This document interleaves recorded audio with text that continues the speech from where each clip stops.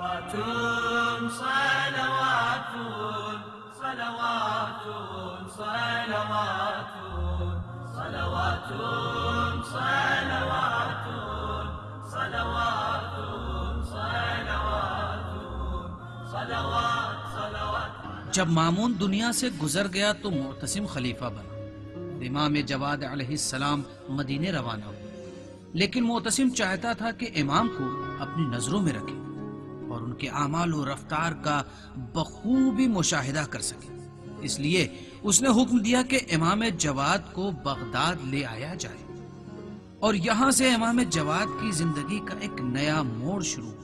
حالانکہ امام اپنی نوجوانی کی عمر میں تھے، لیکن آپ نے چونکہ بہت سارے سخت سوالوں کے جواب کو دیا تھا، اور یہی دوسروں کے لیے کینے اور حسد کا باعث بنا.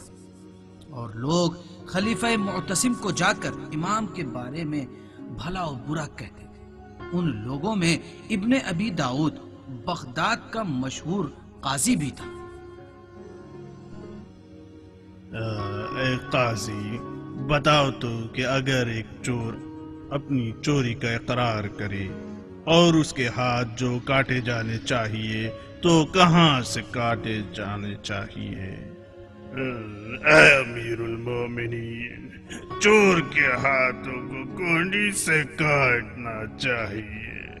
تمہارے پاس اس دعوے کی تمہاری کیا دلیل ہے؟ خداوند قرآن میں وضو کے بارے میں بیان فرماتا ہے کہ ہاتھوں کو کوہنی تک دھو، تو پھر چور کے ہاتھوں کو بھی کوہنی تک ہی کاٹنا چاہیے. خوب. تمہاری کیا نظر ہے اے امیر المومنین؟ چور کے ہاتھوں کو ہتھیلی تک ہی کاٹنا چاہیے. کیوں صرف ہتھیلی؟ کیا اسے ثابت کر سکتے ہو؟ کیونکہ ہاتھ کا مطلب انگلیاں اور ہتھیلی ہے.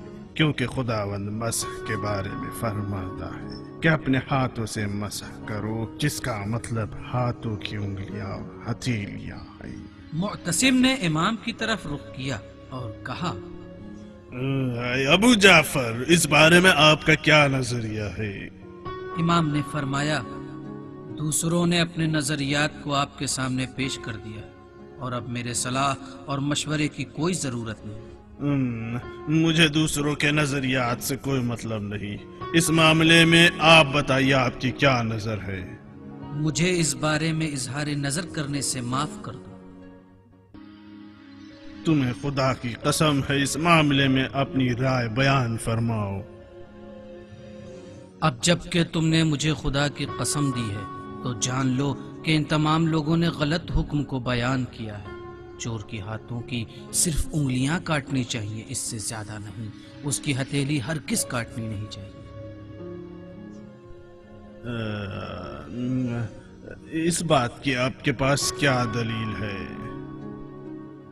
امام جواد نے فرمایا، رسول خدا سجدے کے بارے میں فرماتے ہیں، انسان کو چاہیے کہ اپنے بدن کے 7 اعضاء پر سجدے کو انجام دے، جن میں سے ایک عضو انسان کا ہاتھ ہے، اور اگر ہاتھوں کو ہتھیلی تک یا کوہنی تک کاٹا جائے تو پھر سجدہ کرنے کا حصہ باقی نہیں رہے گا. جبکہ خداوند متعال فرماتا ہے، سجدے کے اعضاء خداوند متعال کے لیے ہیں اور اس لیے اسے کاٹنا نہیں چاہیے. یہ کلام منطقی اور صحیح ہے. شاباش ابا جعفر، شاباش. چور کے ہاتھوں کو انگلیوں تک کاٹا جائے. شاباش. ابن ابی داؤد اور دوسرے دانشمند اس بات کو سن کر بہت رنجیدہ ہوئے اور آرزو کرنے لگے کہ اے کاش زمین اپنا منہ کھول کر ہمیں اپنے اندر لے لے، تاکہ وہ معتصم کے سامنے اس طرح بے عزت نہ ہو. اور اس کے بعد ابن ابی داؤد، جس کے دل میں امام کے لیے حسد اور کینہ تھا، معتصم کی خدمت میں پہنچا اور کہا، اے امیر المومنین، آپ کو میں ایک نصیحت کرنا چاہتا ہوں. حالانکہ اس بات سے میں دراصل جہنم کی آگ کا خریدار بن جاؤں گا. کیا کہنا چاہتے ہو؟ آپ نے ایک مجلس میں دانشمندوں کو اور علماء کو جمع کیا تھا اور ان سے ایک مسئلے کے بارے میں نظریات لیے تھے. اور پھر آپ نے اپنے جواب کو ایک جوان سے دریافت کیا تھا کہ کچھ لوگ اس کی امامت کا دعویٰ کرتے ہیں اور کہتے ہیں کہ وہ رسول خدا کا جانشین اور برحق امام ہے۔ یہ ایک ایسا خطرہ ہے جو آپ کے خلاف محسوس ہوتا ہے۔ معتصم کو جب اس بات کا پتہ چلا تو اس کے گالوں کا رنگ اڑ گیا، اور اس نے ابی داؤد کی اس نصیحت کے لیے اس کا شکریہ ادا کیا، اور پھر حکم دیا کہ امام جواد کو دارالخلافت میں لایا جائے۔ امام نے ابتداً اس دعوت کو رد کر دیا، لیکن ان لوگوں نے بہت اصرار کر کے آپ کو بلایا، اور پھر اسی مجلس میں امام کو زہر پلا دیا، اور کچھ مدت کے بعد امام کی شہادت ہو گئی، اور احکام اسلامی کی تعلیم دینے کا یہ اجر ملا کہ بجائے اس کے کہ ان کی قدر کو سمجھا جائے، ان کا شکریہ ادا کیا جائے، ان کا قتل کیا جاتا ہے۔ صلوات صلوات صلوات